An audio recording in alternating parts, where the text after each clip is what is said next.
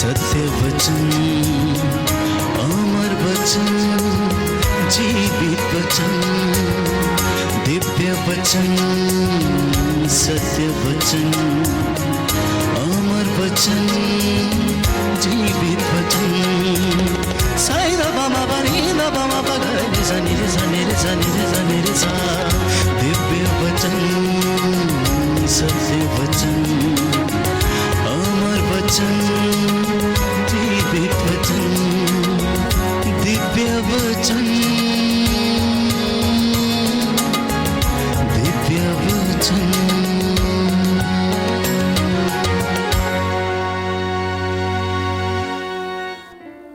प्रियजनों, परमेश्वर आप सबों के लिए आशीर्वाद बनाए रखता है।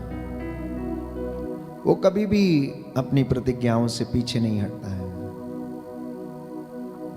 इसलिए बाइबल हमें बताती है कि प्रभु ये कहता है, मैंने जो प्रतिज्ञाएं तुम्हारे पूर्वजों से की हैं, जब तक मैं उन्हें तुम्हारे जीवन में पूरा ना कर दूं, तब तक मैं तुम्हारी भलाई करने से कभी पीछे नहीं हटूंगा।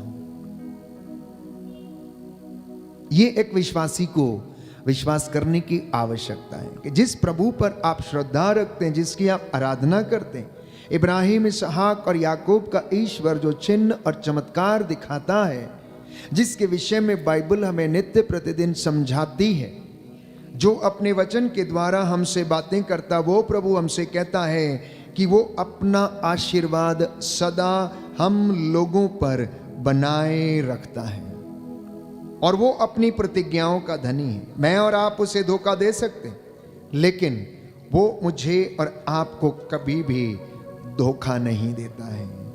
इसलिए पवित्र बाइबल प्यारे भाइयों और बहनों हमें बताती है, गणना ग्रंथ अध्याय 6 पद संख्या 22 और उससे आगे, कि प्रभु ने मूसा से कहा, हारून और उसके पुत्रों से कहो कि तुम इज़राइलियों को आशीर्वाद देते समय यह कहोगे, प्रभु तुम लोगों को आशीर्वाद प्रदान करे और सुरक्षित रखे।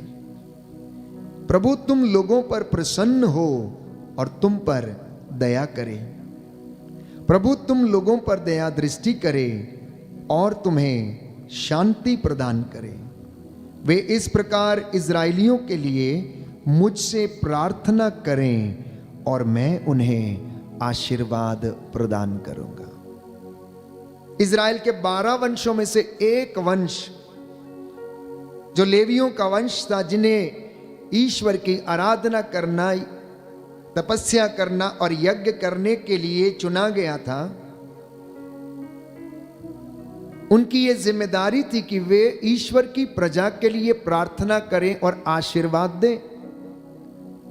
इसलिए कैथोलिक कलीसिया में प्यारे भाइयों और बहनों, प्रथा के अनुसार पुरोहित आपको निरंतर आशीर्वाद प्रदान करता है। कैथोलिक धर्म समाज में एक विश्वासी को यह सिखाया जाता है और उसे मालूम है कि एक पुरोहित अल्टर क्रिस्तुस है, अनदर क्राइस्ट है। वो यीशु की जगह पर विराजमान होकर उसकी प्रजा को आशीर्वाद देता है, बलिदान अर्पित करता है। इसलिए यदि कोई व्यक्ति उन अभिषिक्तों के खिलाफ बोलता है, तो प्रियजनों, वो अपने लिए ही दंड आज्ञा कमाता है। एक छोटी सी बात के लिए मिरियम को परमेश्वर ने दंडित किया, सिर्फ इतनी बात के लिए कि जब मूसा उसके भाई ने परमेश्वर के विजन के विषय में जो उसने देखा था और कहा हारून और मिरियम से कि परमेश्वर मुझसे बातें करता है, मैंने उसे देखा है, मैं उसे सुनता हूं, तो उन्होंने उसका विरोध किया और कहा, क्या तुम ही बहुत बड़े धर्मी व्यक्ति हो जो परमेश्वर तुमसे बातें करता है? क्या वो हमसे बातें नहीं कर सकता है?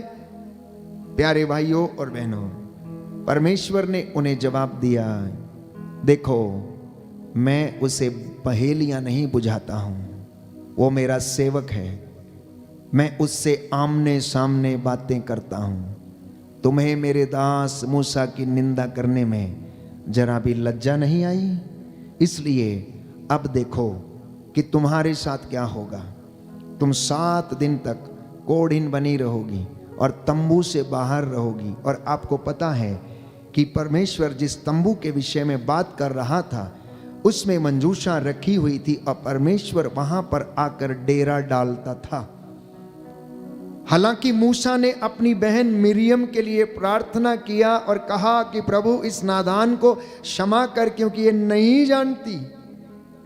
परमेश्वर का जवाब मूसा को यह था कि अगर पिता अपनी बेटी के मुंह पर थूक दे तो क्या उसे घर से बाहर नहीं रहना पड़ेगा? क्योंकि मिरियम ने ऐसा किया है तो अब वो 7 दिन तक तंबू से बाहर रहेगी, उसे इजाजत नहीं होगी और वो कोढ़िन बनी रहेगी। 7 दिन के बाद वो फिर से तंबू में प्रवेश करेगी, उसे अपने किए की सजा मिलेगी। बाइबल हमें बताती है कि परमेश्वर ने यहूदियों और अन्य जातियों से जहां जहां परमेश्वर के नबी भेजे गए थे, इजराइलियों के बीच में परमेश्वर ये कहता है कि तुम मेरे नबियों को सताते आए हो, तुम उनकी आज्ञाओं की अवहेलना करते आए हो, तुमने वाणी पर ध्यान नहीं दिया, तुमने उन्हें मारा पीटा, तुमने उन्हें गड्ढे में डाल दिया।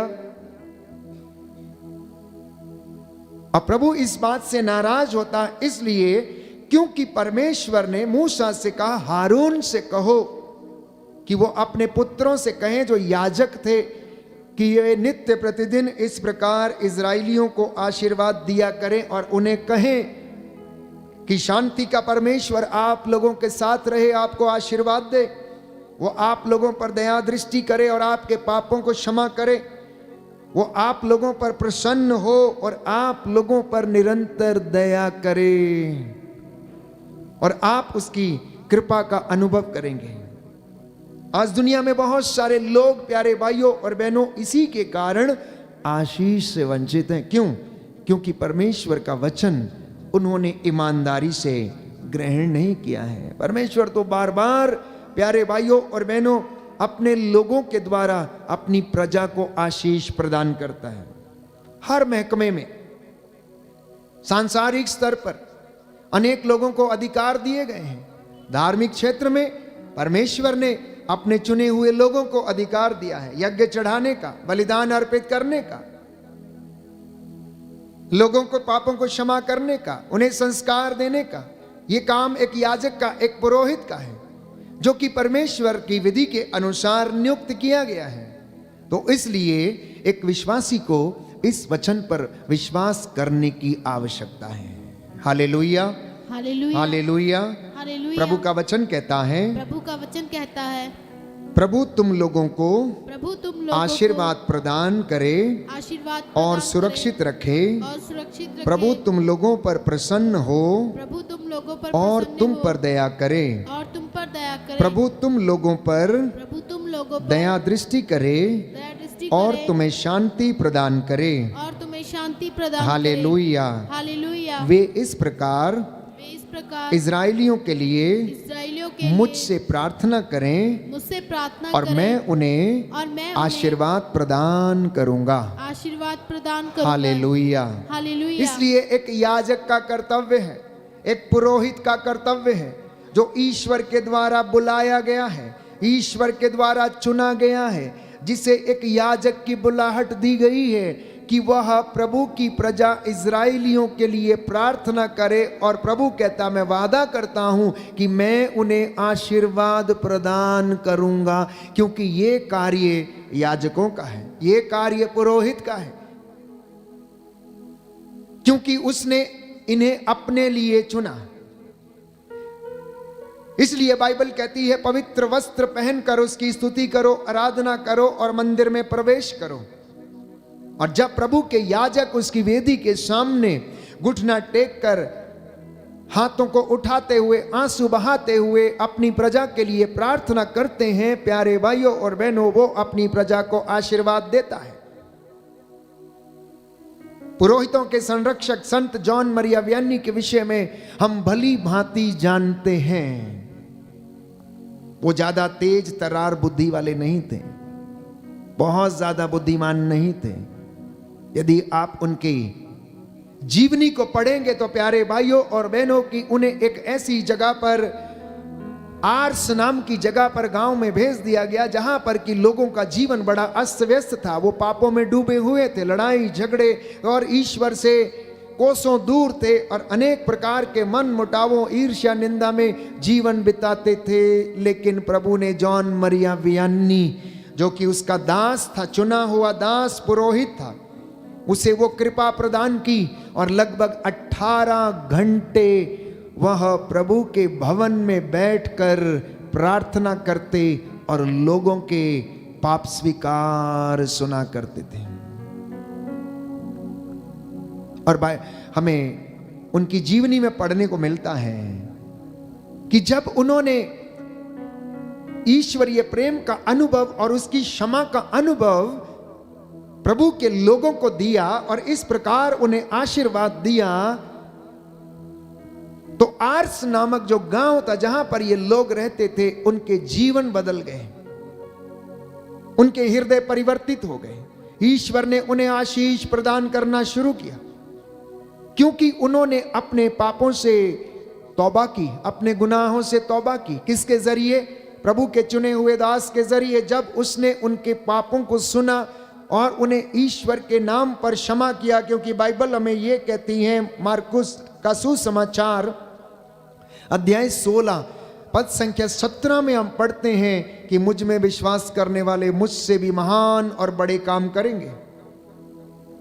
वो सांपों को अपने हाथों में उठाएंगे, बिच्छुओं को अपने हाथों में उठाएंगे, विष पिएंगे लेकिन उन्हें कुछ नहीं होगा। जिस पर हाथ रखेंगे वो चंगे होंगे, जिसके पाप क्षमा करेंगे वो क्षमा होंगे और जिसके नहीं क्षमा करेंगे वो क्षमा नहीं होंगे। जिनका पृथ्वी पर निषेध किया जाएगा स्वर्ग में भी निषेध रहेगा, और जो पृथ्वी पर जिसको अनुमति होगी स्वर्ग में भी उसको अनुमति होगी। ये काम परमेश्वर अपने चुने हुए दासों के द्वारा करता है, क्योंकि उसे किसी माध्यम की जरूरत है। इसलिए वो महापुरोहित अपने पुरोहितों के माध्यम से आज भी आपको शिक्षा देता है। कलीसियाओं में वो उनके माध्यम से आपसे बातें करता है प्यारे भाइयों और बहनों। इसलिए मैंने कहा कि आप नित्य प्रतिदिन उसकी आशीष को अनुभव करें, अपने पुरोहितों के लिए प्रार्थना करें, अपनी कलीसिया के पुरोहित के लिए प्रार्थना करें, उनके लिए, क्योंकि वो आपके बीच में से चुने हुए लोग हैं, दुर्बल मनुष्य हैं, उन्हें भी अनेक प्रकार के प्रलोभनों से गुजरना पड़ता है, तो उसके लिए आपका प्रार्थना करना अनिवार्य है। उसके लिए आपका सहयोग देना जरूरी है। और आज परमेश्वर वही चाहता है कि आप उनके द्वारा ब्लेस हो जाएं। आज परमेश्वर वही चाहता है। इसलिए याकूब के पत्र में हम पढ़ते हैं कि यदि आप लोगों में से कोई बीमार है तो वो कलीसिया के अध्यक्षों को बुलाए और वो उनके माथे पर पवित्र तेल का विलेपन करके प्रार्थना करें। विश्वासपूर्ण प्रार्थना रोगी को बचाएगी और उसके असंख्य पापों से उसे निजात मिलेगी, उसके असंख्य पापों से उसे क्षमा मिलेगी। प्यारे भाइयों और बहनों, जब तक हम विश्वास नहीं करते, क्योंकि ये ईश्वर ने प्रावधान बनाया अपनी कलीसिया में अपने चुने हुए लोगों के द्वारा कि वो आपको पवित्र तेल के विलेपन से चंगाई प्रदान करे। क्योंकि पुरानी व्यवस्था में हम पढ़ते हैं कुछ ऐसा ही था। पवित्र तेलों का बड़ा महत्व था। पवित्र तेल से अभियंजित किया जाता था। किसी राजा को जब चुना जाता था, अभिषेक किया जाता था, तो उनके सिर पर तेल, पवित्र तेल को लगाकर उन्हें अभियंजित किया जाता, अधिकार दिया जाता था, और वो अधिकार परमेश्वर की ओर से था। हम जानते हैं कि किस प्रकार से संत पौलुस के जीवन में जब प्रभु यीशु ने उसे दर्शन दिया और वो अंधा हो गया था, तो उसे बोला कि तुम जाओ, दमिश्क जाओ, और वहां पर अनानियस को समझाया गया कि पौलुस के साथ क्या करना है, उसके लिए प्रार्थना करना और उसका अभियंजन करना। ताकि वह फिर से देखने लगे और प्रभु उसका इस्तेमाल करे अपनी महिमा के लिए। और राजाओं को जब चुना गया, दाऊद का जब अभिषेक किया गया, प्यारे भाइयों और बहनों, इसी प्रकार से परमेश्वर उन्हें चुनता था और ऐसे ही उसने अपने दासों को भी चुना। और ये आशीर्वाद आप लोगों की जिंदगियों में, आप लोगों के परिवारों में इसी तरह से परमेश्वर आज भी देता है। लेकिन बड़ी दुखद बात है कि कई बार हम उनकी निंदा करने के कारण अपनी आशीषों से वंचित रह जाते हैं। हम उनकी निंदा करने के कारण आशीषों से वंचित रह जाते हैं और परमेश्वर हमें आशीष नहीं दे पाता है क्योंकि हमारी आशीष ब्लॉक हो जाती है।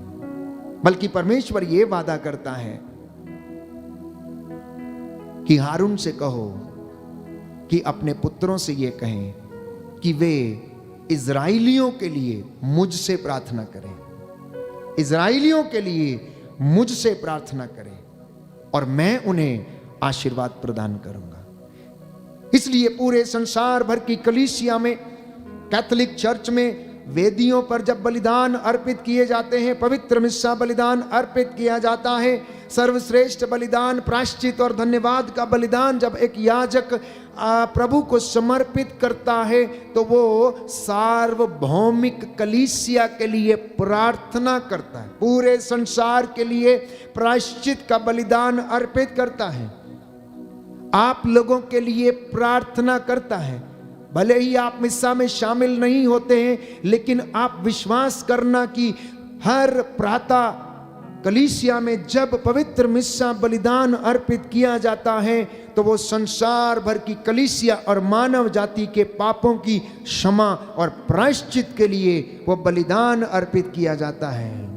और अगर आप उसकी आशीष के और ज्यादा अनुभव करना चाहते हैं तो आप उसमें शामिल हो जाना, आप उसमें शामिल हो जाना।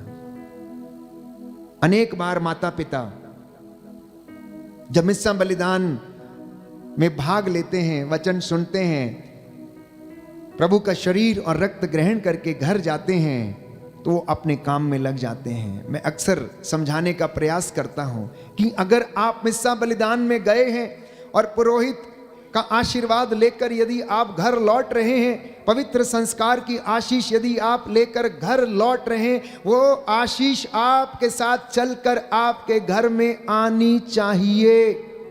और जब आप घर में जाते हैं तो अपने बच्चों को उस आशीष के साथ ब्लेस करिए जो आप हर प्रातः चर्च से या पुरोहित के आशीर्वाद से आप लेकर आते हैं। कितने लोग हैं जो करते हैं, भूल जाते हैं, हमें उसका अर्थ पता नहीं, हम समझ नहीं पाते हैं। इसलिए माता पिता आप ध्यान रखिए कि जब भी आप पवित्र मिस्सा बलिदान से भाग लेकर घर जाते हैं, घर पहुंचते हैं, तो वो आशीर्वाद जो आपको दिया गया है उस आशीर्वाद को आप बच्चों को भी प्रदान करें, उन्हें ब्लेस करें। यीशु के नाम पर क्रूस का चिन्ह माथे पर बनाकर एक दूसरे को ब्लेस करें, पति पत्नी एक दूसरे को ब्लेस करें। यदि पति घर मिस्सा बलिदान से लौटता है तो आकर पत्नी को ब्लेस करें, शर्माइएगा नहीं, क्योंकि ईश्वर का आशीर्वाद आपके साथ चल रहा है और आपके घर में प्रवेश कर रहा है। शायद हमें कैटेकिज्म की अच्छी तरह से ज्ञान नहीं है, हमने तालीम को सीखा नहीं है, तो इन बातों से हम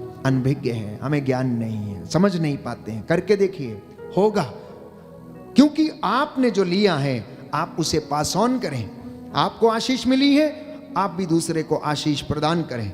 आपने वचन सुना है, उस वचन से आप भी एक दूसरे को ब्लेस करें, क्योंकि परमेश्वर अपना आशीर्वाद देने से पीछे नहीं हटता है। और देखिए कि स्तोत्रकार क्या कहता है। स्तोत्रकार कहता है 121 अध्याय पद संख्या 7 में, book of Psalms chapter 121 verse 7, chapter 121 verse 7, प्रभु तुम्हें हर बुराई से बचाएगा, वह तुम्हारी आत्मा की रक्षा करेगा। तुम जहां कहीं भी जाओगे प्रभु तुम्हारी रक्षा करेगा अभी और अनंत काल तक। बोलिए आमेन। दाहिना हाथ उठाकर मेरे पीछे दोहराइए, हालेलुया। हालेलुया। प्रभु कहता है वह तुम्हें हर बुराई से बचाएगा हर बुराई से बचाएगा करेगा। वह तुम्हारी आत्मा की रक्षा करेगा। वह तुम्हारी आत्मा की रक्षा तुम करेगा। जहां कहीं भी जाओगे, तुम जहाँ कहीं भी जाओ, प्रभु तुम्हारी रक्षा करेगा, तुम्हारी रक्षा करेगा। अभी और अनंत काल तक। अभी और अनंत काल तक। Hallelujah, hallelujah. हालेलुया। हालेलुया। तो अगर आप दूसरों के लिए आशीर्वाद बनना चाहते हैं तो प्रभु से प्रार्थना करना, हर दिन, हर पल, हर क्षण।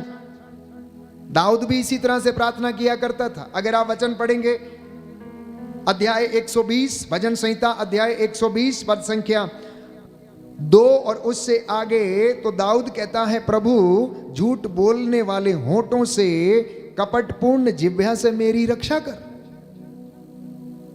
ये दाऊद की प्रार्थना थी। हम में से कितने लोग ये प्रार्थना करते हैं? हम में से कितने लोग प्रार्थना करते हैं कि प्रभु मुझे निंदा करने से बचाइए, प्रभु मुझे झूठ बोलने से बचाइए, प्रभु मुझे क्रोध करने से बचाइए। कितने लोग कहते हैं? आपकी तो एक लंबी लिस्ट होती है। आज मेरी मां चंगी हो जाए, आज मेरा बाप चंगा हो जाए, आज मेरी नौकरी लग जाए, आज मेरा लड़का चंगा हो जाए, आज मैं यहां चला जाऊं, आज मेरा वीजा लग जाए, आज मेरा ये लग जाए। दाऊद की प्रार्थना सुनिए, प्रभु झूठ बोलने वाले होठों से, कपटपूर्ण जीभ से मेरी रक्षा कर। कपटी जिह्वा, तुमको कौन सा दंड दिया जाए, तुम्हें और क्या किया जाए? वह योद्धा के पैने बाणों से, झाड़ झंकार की आग से तुम्हें दंड देगा, कहता है। एक कपटी जीभ, अगर तू सुधरती नहीं तो परमेश्वर तुझे झाड़ झंकार की आग से तुझे दंड देगा। इसलिए प्रार्थना करना, इन बातों के लिए प्रार्थना करना, ताकि हमारा जीवन बदले।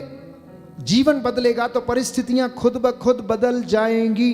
अगर मैं और आप बदलेंगे तो हमारे घर की परिस्थिति खुद ब खुद बदल जाएगी, क्योंकि परमेश्वर वादा करता है कि वह आपके प्राणों की रक्षा करेगा, आपको बचाएगा, आपकी बुराई से हर रक्षा करेगा। आप अनुभव करके देखिए। अगर आपको विश्वास नहीं है तो इस वचन पर विश्वास कीजिए कि प्रभु ये कहता है कि परख कर देखो कि प्रभु कितना भला है, वो क्या क्या कर सकता है। आप में से हर व्यक्ति की जिंदगी में वो ऐसा करता है, हर दिन करता है, लेकिन हम लोग महसूस करने में असमर्थ हैं। प्रियजनों, प्रभु दयालु है, वो सहज ही द्रवित हो जाता है, नित्य प्रतिदिन आपके प्राणों की रक्षा करता है। हम भले चंगे हैं, चल फिर सकते हैं, देख सकते हैं, बोल सकते हैं, इंद्रियां सही सलामत हैं, क्योंकि वो हमें आशीर्वाद देता है। अब बात ये आती है कि वो आपको आशीर्वाद क्यों देता है, और इस विषय में हम बार बार यही पढ़ते हैं, बाइबल हमें बताती है, क्योंकि वो हमें प्यार करता है। यदि आप विधि विवरण ग्रंथ अध्याय 7 पद संख्या 13 में पढ़ेंगे तो प्रभु का वचन हमें याद दिलाता है, क्योंकि वो आपसे प्यार करता है इसीलिए वो आपको आशीर्वाद देता है। विधि विवरण ग्रंथ अध्याय 7 पद संख्या 13 और उससे आगे। पद संख्या 7, अध्याय 7 पद संख्या 13 और उससे आगे। वह तुमसे प्रेम करेगा, तुम्हें आशीर्वाद देगा और तुम्हारी संख्या बढ़ाएगा। वह उस देश में जिसे तुमने तुम्हारे पूर्वजों को देने का शपथ पूर्वक वचन दिया था, तुम्हारी संतति अर्थात तुम्हारी संतानों को तुम्हारी भूमि की उपज, तुम्हारे अनाज, तुम्हारी नई अंगूरी और तुम्हारे तेल, तुम्हारे मवेशी के बछड़ों और तुम्हारी भेड़ बकरियों के मेमनों को भी आशीर्वाद प्रदान करता रहेगा। कई बार मैंने ये जिक्र किया, लोग कहते हैं फादर जी मेरी गाय नहीं बचती, मेरी बकरी नहीं बचती, मेरा बिजनेस शुरू करता हूं तो समाप्त हो जाता है, मैं गाड़ी खरीदता हूं तो वो कभी संभलती नहीं है, रोज ही बिगड़ी रहती है। क्यों? ऐसा क्यों है? क्योंकि परमेश्वर का आशीर्वाद शायद घर में नहीं है, उस चीज पर नहीं है, बल्कि बाइबल तो ये याद दिला रही है, कहती है कि अगर तुम मेरी बातों पर, नियमों पर, विधियों पर, मेरी बातों पर चलोगे तो मैं तुम्हारे तेल, मवेशी, तुम्हारी संतति, तुम्हारी भेड़ बकरियां, तुम्हारे मवेशियों को, बछड़ों को और उनके मेमनों को भी आशीर्वाद प्रदान करता रहूंगा। तुमको अन्य सभी जातियों की अपेक्षा अधिक आशीर्वाद मिलेगा। तुमको अन्य जातियों की अपेक्षा सबसे ज्यादा प्रभु का आशीर्वाद मिलेगा। मेरे प्यारे विश्वासियों, विश्वास करना और आज इस वचन को ग्रहण करना और प्रभु की आज्ञा के अनुसार जीवन बिताना। एक विश्वासी की तरह जीवन जीने की आवश्यकता है।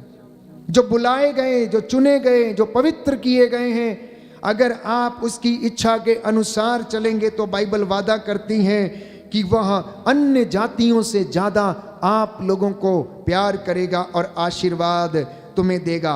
अगले वचन में लिखा है, प्रभु तुमसे सब प्रकार की बीमारियों को दूर रखेगा और तुम पर वे भयानक महामारियां नहीं आने देगा जिनका अनुभव तुमने मिस्र में किया। वह उन्हें उन लोगों पर ढाएगा जो तुमसे घृणा करते हैं। Hallelujah, hallelujah, hallelujah, hallelujah. Hallelujah. यीशु की स्तुति हो, यीशु की स्तुति हो, यीशु को धन्यवाद, यीशु को धन्यवाद, यीशु की आराधना हो, यीशु की आराधना यीशु की हो, महिमा हो, यीशु की यीशु महिमा को हो, धन्यवाद। यीशु को हे धन्यवाद। प्रभु यीशु, हे प्रभु मैं इन यीशु, वचनों को मैं इन वचनों स्वीकार को करता हूँ, स्वीकार करता अंगीकार करता हूँ। अंगीकार करता इन हूँ। वचनों के द्वारा इन वचनों के मेरे द्वारा जीवन में, मेरे जीवन मेरे में, परिवार में मेरे परिवार आशीष में आ जाए। आशीष आ ये जाए। वचन ये वचन मेरे जीवन में मेरे जीवन 100 में गुना फल लाए। 100 गुना फल लाए। आमीन, आमीन, हालेलुया, हालेलुया, हालेलुया। हालेलुया। तो ये प्रभु हमें आशीर्वाद देता है, चुने हुए लोगों को, चुनी हुई प्रजा को, विश्वासियों को, हर एक व्यक्ति को जो उसमें ईमान लाता है। अब वो चाहे कैथोलिक हो, चाहे किसी भी कलीसिया का क्यों ना हो, आत्मा एक है, यीशु मसीह एक है प्यारे भाइयों और बहनों, और उसका वचन वही है जो सदियों से चला आ रहा है, जो जीवित है और हमेशा हमेशा के लिए बना रहता है, बना रहेगा। और यदि कोई उस पर ईमान लाएगा तो वो आशीर्वाद से वंचित नहीं रहेगा। और अगर आप चाहते हैं कि वो आपको आशीष दे, आपके खेत खलियान, आपकी गाय बैल भेड़ बकरियां मवेशी तेल मवेशी, उनके बछड़े उनके मेमनों को आशीर्वाद मिले, आपकी संतानों को, संतति को, नाती पोतों को आशीर्वाद मिले, तो प्रियजनों उसकी आज्ञाओं का पालन करना, अपनी जीभ के ऊपर नियंत्रण रखना।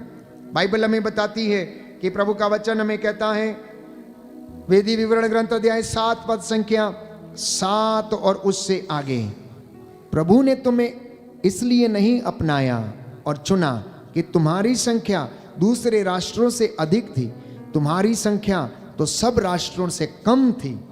प्रभु ने तुमको प्यार किया और तुम्हारे पूर्वजों को दी गई शपथ को उसने पूरा किया है। इसलिए वो आपको आशीष देता है, इसलिए आपसे प्रेम करता है, इसलिए आपको वो खिलाता है, उत्तम गेहूं से खिलाता है। इसलिए जब यीशु के पास लोग अपने बच्चों को लेकर आते थे तो वो उन्हें गले से लगाते और उन्हें आशीर्वाद प्रदान किया करते थे और कहते थे, बच्चों को मेरे पास आने दो, स्वर्ग का राज्य इनका है। जब तक तुम छोटे बच्चों के जैसे नहीं बन जाते तब तक तुम मेरे पिता के घर में प्रवेश नहीं करोगे। जब जब यीशु ने, बाइबल हमें बताती मत्ती के सुसमाचार अध्याय 9 पद संख्या 35 में, जब जब यीशु ने लोगों को देखा, भीड़ को देखा, वो उन पर तरस आ गया, वो सहज ही द्रवित हो गए। उन्होंने देखा 3 दिन से मेरे पीछे हैं, वचन सुनने के लिए, वचन के भूखे ने है, लेकिन ये भूखे हैं, अगर घर वापस भेजेंगे तो मूर्छित हो जाएंगे। इसलिए चेलों से कहा, इनके लिए प्रबंध करो, भोजन का प्रबंध करो, ना जाने घर लौटते समय ये कहीं मूर्छित हो जाएं। परमेश्वर तरस खाने वाला परमेश्वर है, प्रेम करने वाला परमेश्वर है, धार्मिकता का धनी है। अगर वो धार्मिकता का धनी है, पवित्र है, तो उसके विश्वासियों को, चुने हुए लोगों को, याजकों को भी पवित्रताई में रहने की आवश्यकता है। और तब वो अपनी कलीसिया को, अपने चुने हुए लोगों को वो ब्लेस करता है। प्यारे भाइयों और बहनों, बाइबल हमें बताती है, फिर से एक वचन पढ़ेंगे, जिनके पास बाइबल है वो खोलें और पढ़ें और याद करें।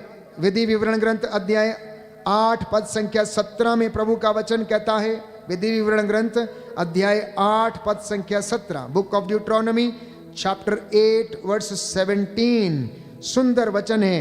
बाइबल हमें बताती है, लिखा है, 17 से पढ़ेंगे, वचन संख्या 17 से हम पढ़ेंगे। तुम लोग अपने मन में यह मत कहो कि हमने अपने सामर्थ्य और बाहुबल से यह सारी संपत्ति एकत्र कर ली है, बल्कि अपने प्रभु ईश्वर का स्मरण करते रहो।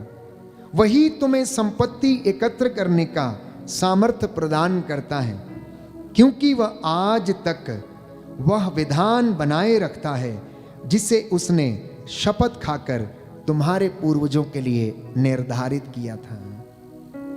इसलिए प्रियजनों, प्रभु के चुने हुए लोगों, जितने भी लोग मुझे इस वक्त सुन रहे हैं और इस वेदी के सामने हैं, अपने मन में यह मत कहना कि हमने अपने सामर्थ्य, अपनी बुद्धि और अपने बल पर ये सब एकत्र किया है। कहता है, तुम बस प्रभु की बातों का स्मरण किया करो और कहा करो कि हम तो कुछ भी नहीं हैं, हम तो कुछ भी नहीं हैं। कहता है, बल्कि तुम इस बात का स्मरण करो कि वही तुम्हें संपत्ति प्रदान करता है, एकत्र करने का सामर्थ्य देता है और तुम पर अपने पूर्वजों को दी गई शपथ के अनुसार कृपा करते रहता है।